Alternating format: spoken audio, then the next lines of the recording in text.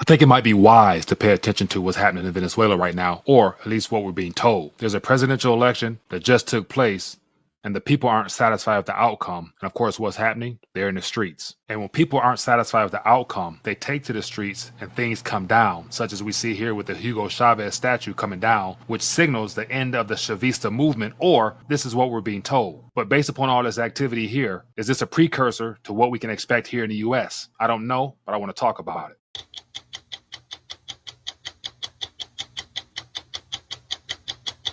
All right, so I want to take a quick minute, share some thoughts in reference to what's happening on the political scene and how I was thinking about the similarities in what Venezuela is experiencing for like the umpteenth time. But then again, I see the narrative that's being set here in the U.S. And at this current moment, it doesn't look like or feel or even seem like we're a United States of America because there's so much divide. And it's done intentionally because of the political season that we're in. And between now and November, I'd imagine the emotions and the tension behind the two-party narrative system is going to intensify. So I came across a video that I want to share with you. It's a 59-second clip highlighting the emotional energy and the lack of love on one side and the openness and willingness to be, warming and accepting of opposing viewpoints on the other side. And so this video, what really caught my attention is the fact that based upon t-shirts, the response that people gave this individual here was very telling. And I'm thinking like, okay, if the political hatred is so strong and we're months away from election, what will happen if the results are not in favor of those on either side of the aisle? Is not the outcome that they anticipated. I can see some type of emotional outburst in the form of civil unrest that could ultimately spill over into what is being labeled as civil war. And so we have a lot of people, let me bring it up on my screen here, right now currently talking about civil war. And so just today, over on the 𝗙𝗢𝗟𝗟𝗢𝗪 show, there's a video, as you can see to my shoulder here. Civil war is coming. Warning on Trump assassination, DEI, destiny, and Islam, and all that stuff. And then this gentleman here, America is on the brink of a civil war. And so these are fresh videos within the last, couple hours in a day or so. But then again, we have the Civil War, the movie that came out earlier this year. And so if I scream here you see the Civil War trailer, and we all talked about that months ago, so I'm not going to dive down there. But once again, a part of the propaganda is to create a narrative, build a framework around it, and then reinforce that with all types of narratives and agendas and everything dumped into that framework that has been created. And right now, it just feels like we're being set up for something that could transpire at the end of the year. But before I do that, let me share with you the actual video. You can clearly see the difference between Trump and Biden supporters. I'm right into the Biden protest with the Trump shirt. Get your ass across the street. What the f is everyone so hostile? Go over there with your people. You guys are my people. Look. No, you're not. You're a Trump supporter. No, Biden sniffs children, not Trump. No, stop. Don't sniff. Stop, I'm blending in. No. Why is everyone so angry? I'm just walking the sidewalk. You see how much hate it is over here? It's a public sidewalk. I feel like I'm gonna get jumped out. Oh, so when you poured water on me, did it make you feel happy? Yeah. I have to change shirts. Can I hide behind you? Okay. Okay. I was feeling crazy today. Hey, come on. It's just so much more respect over here. I'm here for my favorite president, Biden 2024. I want to sniff children. So, once again, this video is 59 seconds, and it's not the complete picture that I'm trying to paint here, but it's just to show you, based upon the footage we've seen here. I can't go into detail about that because I don't know what led up to that, but just based upon the way it's portrayed. You got two t-shirts, Biden and Trump, two different crowds, two different environments. The responses are night and day. To the one side of the aisle, the left side of the aisle, the Democratic side of the aisle, the Democrat side of the aisle, there was complete negative energy, negative emotion, really unwelcoming to the person who just thinks opposite of them because of a single individual in the name of Donald Trump. And then you go to the other side of the aisle where Donald Trump is there, and based upon just the laughter, like the Republican side, or Republic Rich, as I call them, they're literally just laughing at him for being so, stupid on their side to come to a Trump rally with a Biden shirt on. But then again, it's like, other than just using their camera to record him, they're making a mockery of him just because it's funny that you hear type of narrative. And so completely two different sides of the aisle, two different responses, two different everything. But I'm thinking like, okay, that's just a somewhat of a parody in a sense to poke fun at politics. But the current divide we're experiencing now is something we're paying attention to because like literally it could get real. It could get serious in the months ahead, or as a result of some type of activity that results in the candidate of your choice not being chosen.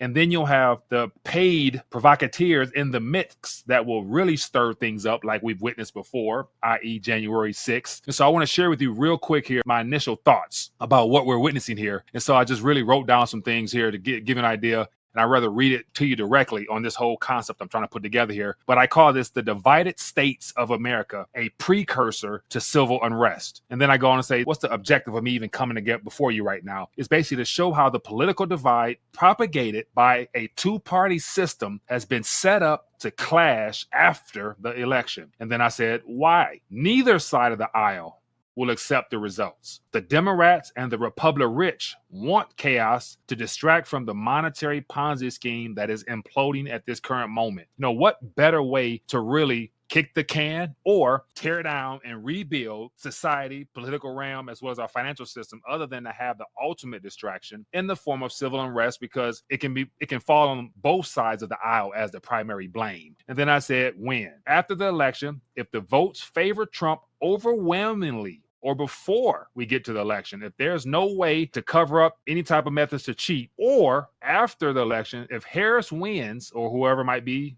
placed there between now and then, and the MAGA crowd protests of a fraudulent outcome, I said, plus paid agents that will be placed in there strategically to help stir the pot to really get people's emotions fired up. Hopefully the crowd don't fall for this time the way they did on January 6th. Then I said here, let me get this. It says, how civil unrest could turn into a civil war. And I said a great example of this is what's happening right now in Venezuela for the umpteenth time. I said the opposition doesn't accept the results, or the results have been intentionally skewed, resulting in an unconclusive outcome. And that's exactly what's happening right now in Venezuela from what I've gathered. And so once again, the people are on the streets, and I've been following this for the last couple of hours here, and it looks like a good portion of the population are literally tired of the Chavez policies, the socialistic model, because it has literally suppressed people for so long that I would imagine it's hard to continue to live that way. But then again, those individuals have been brainwashed into believing that form of governance is the best model for them, because the socialist policies have always pointed to the bad guys, as in the Westerners, the United States individuals that want to come here and influence and take over our country, which is also true. And so when you have a lot of people, especially Western forces, i.e. the United States, you got Anthony Blinken talking about the Republicans, or let me just share with you real quick here. Let me share with you when I type in X information about Venezuela right here, one of the things that popped up is a lot of back and forth. And so one of the videos here, let me get to it if I can, right here. And so this is from, I'm not sure who this person is, but when you look on the screen here, you see one of the U.S. spokesmen, who's probably the front man for the people behind him, that's operating in a variety of ways to influence the outcome or to disrupt the current outcome that's happening in Venezuela over the last couple of days. I've seen reports about the voting machines going out, the ballots not being officially counted, and then also the overwhelming majority of the votes favoring the opposition, but yet Maduro can't accept the outcome. And then Maduro saying that the West has influenced it. He even got to the point where he called out Elon Musk, saying that he's the enemy of Venezuela and he wants to, Elon Musk is helping overturn whatever. But it says Venezuela has the largest oil reserves and gold. But what's another reason why Washington backs the Venezuelan opposition enough to consistently want to coup Maduro? It all makes sense now, isn't it? And so here you got Anthony Blinken speaking approval on what's happening right now in Venezuela. And of course, everybody has a take on it. Everybody has an opinion on it. But then once again, my whole focus with this video here is to highlight the narratives that are being framed and the results of those narratives. Because ultimately, the goal is to get people to buy in to the events that are happening and to pick a side. You're either on the Maduro side or you're on the opposition side. The freedom side or the repression side is the way that it will be framed. So take that same concept, bring it here. You're either on the America First train or you're on the defend democracy train. You see the two narratives? Make America great, offend America, make America this and that. Or if this guy gets in, we're going to lose our democracy. So there's two combative narratives. And if they come to a clash, the goal is to make the people pick a side stirred on by some paid activists in the streets, leading to some type of unrest. So just to show you how there's a high possibility that they may not turn out the way that everybody hopes. There's going to be one winner, supposedly, but this is all a part of a big mirage, propagated by a selection process, because both candidates here don't truly represent the 300 and something million people that would just want to get along, want to unite, want to come together with love, want to address the true problem, which is our governance crisis. DC itself having been hijacked, captured by special interests, lobbyists. They're not operating in the people's best interest. We know that. They're the problem. Both sides of the aisle. But anyway, let me share something with you that will probably, definitely be of concern. Here we have something that I shared on the Telegram page, and it says, the forecaster predicts Kamala likely to win election. And then it goes on to say, Allan Lichtman, known for predicting almost every election since 1984, correctly forecasted Trump's win in 2016 and Biden's in 2020. So based upon his track record, he's been very good with his. He uses a 13-key system for his predictions. Kamala currently holds 6 keys while Trump has 3. Lichtman plans to finalize his prediction after the DNC. And so this video here, it's very interesting. I'll just play it so you guys can see some of the keys he's talking about. And based upon previous performance, if we get an outcome such as Kamala winning, I don't know how the mega crowd would respond, because everybody knows that the 2020 was questionable. So here we are now. So check this out. Under my 13-key system, I'll tell you exactly where we stand, even though I'm not going to make a final prediction until the Democratic convention. Under my 13-key system, which probes the strength and performance of the White House party, how elections really work, if 6 or more of my keys fall against the White House party, they're predicted losers, otherwise a predicted winner. Right now with Harris, the Democrats are down 3 keys. My mandate key, because they lost House seats in 2022 in the U.S. House, incumbency, because it's an open seat, and incumbent charisma, because Harris is not an FDR. That means 3 more keys would have to fall to predict their defeat. It's possible, but a lot would have to go wrong for Harris to lose. So what are the 4 keys your viewers should be looking at? Third party. Will RFK Jr. stabilize at least 10% in the polls? It's the only time I have to use the polls. I have nothing else. I think that's unlikely.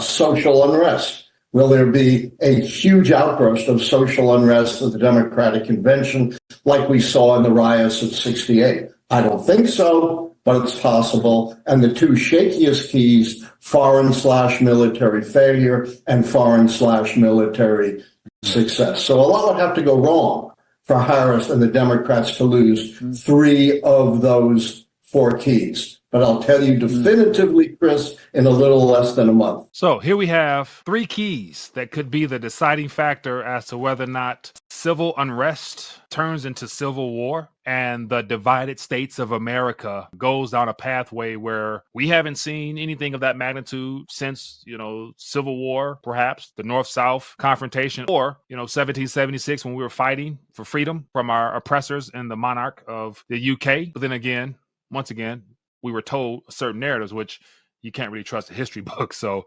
anyway, I wanted to come before you, just share with you some things that are concerning to me, and how, based upon what's happening in the political sphere, and just to go even further, there's been elections, this season of elections around the world, that have had outcomes that appear to be favorable for a side of the aisle, or the conservative, or the more anti-establishment type of movements. But then again, when the candidates are able to get to a certain point and to either have some resistance, some pushback, it's good to say that, they're working in our best favor. But as long as they're in the land of the living, they still have their financial operations and everything is hunky-dory for them, apart from what we see as, some persecution. You got to question, like, are they really, really, really, anti whatever they're preaching? Because once again, all this is taking us towards the outcome that the Bible refers to as the end times. And so we know, regardless of what party's in office, things have to unfold a certain way. Now, I'm not saying that we're completely in those times where we're going to witness, tribulation type of things, but based upon all the stupidity and the foolishness, it's getting mighty